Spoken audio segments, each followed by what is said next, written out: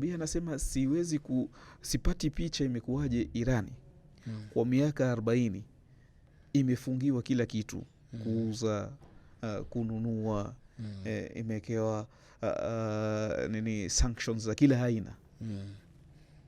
Sawa, kuna time hata dawa za kansa hawaruhusiwi kuingiza, unaambia watu waliokuwa na kansa katika stage fulani inabidi wafe.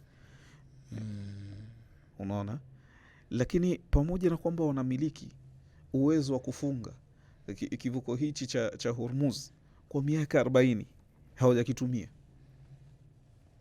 Ni hatua ambao hawajaichukua. Walikuwa na uwezo nayo. Wana uwezo huo kwa miaka 40 ya kuwekewa sanctions na kila kitu. Waseme basi sisi kwa kuwa mnatutesa, kwa kuwa mnatudhulumu, na sisi pia haturuhusu ya kwamba mtumie njia hii. Kama walivyofunga sasa hivi.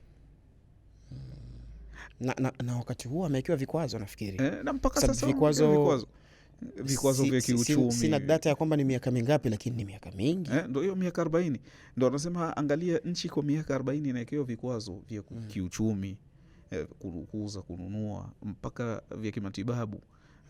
Madawa, watu wanakosa madawa, watu wanafariki hospitalini miaka hiyo yote.